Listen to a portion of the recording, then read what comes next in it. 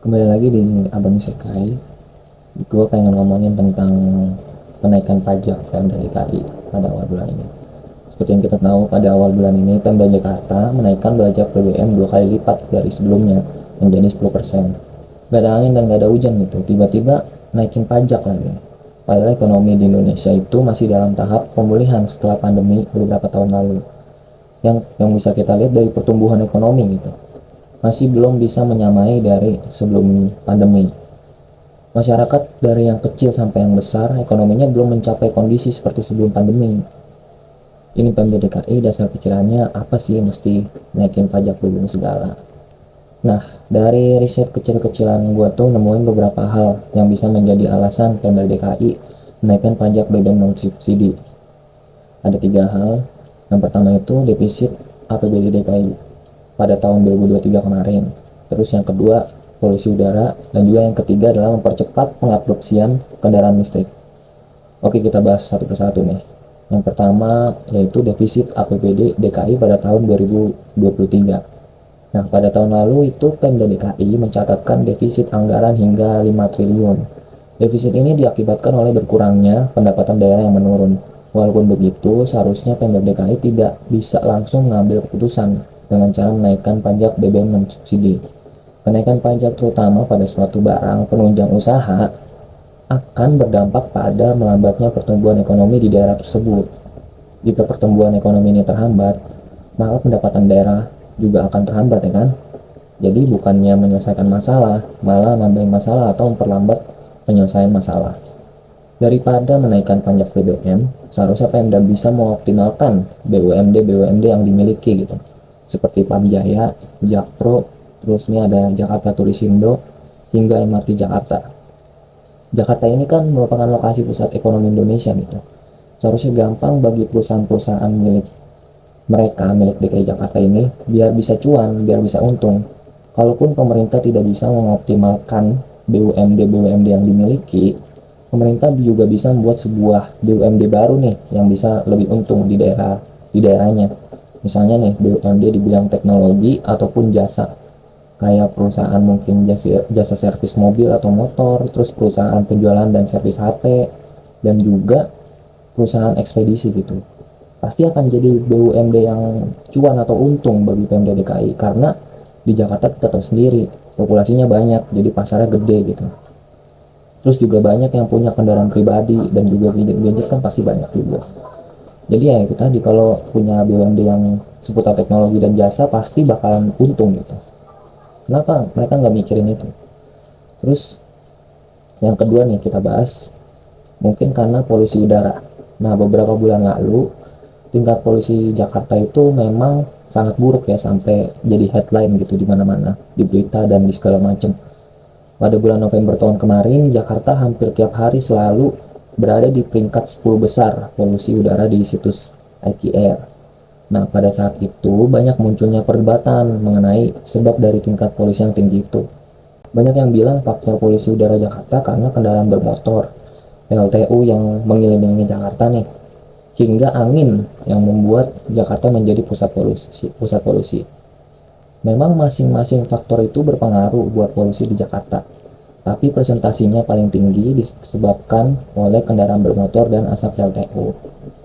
Merespon masalah polusi ini, Pemda DKI itu membuat kebijakan untuk mewajibkan penilangan uji emisi bagi seluruh kendaraan bermotor pada sekitar akhir tahun lalu. Padahal kebijakan ini tuh udah benar gitu untuk mengatasi masalah polusi udara tadi. Karena yang di Jakarta kita tahu udah banyak kendaraan gitu. Tapi banyak orang yang gak merawat kendaraannya, bahkan malah sengaja sama pemiliknya buat ngasilin lebih banyak polusi. Motor nih udah ngebul, terus juga dipakai knalpot berisik ya kan. Itu sebenarnya kan menyebabkan polusi gitu. Polusinya gede. Kalau penilaian uji emisi waktu itu benar-benar diterapkan, maka dijamin nih orang-orang dengan motor-motor yang tadi ngebul dan knalpot berisik itu bakal hilang. Kemudian polusi udara di Jakarta juga akan ikut berkurang, jadi lebih sehat ya kan. Tapi nih karena pelin-pelannya Pemda Jakarta, mereka malah menarik kembali kebijakan itu karena dinilai tidak efektif. Ini cara pikirnya gimana coba? Logikanya juga gimana gitu? Kenapa diberhentiin tanpa udah bagus? Memang kalau penerapannya itu rada ribet buat petugas-petugas yang nertipin. Tapi kalau dipikirin sebentar aja nih, penerangan uji emisi ini akan membuat orang-orang lebih memperhatikan kendaraannya gitu untuk servis berkala hingga membeli BBM yang berkualitas yang nantinya akan mengurangi polusi udara gitu.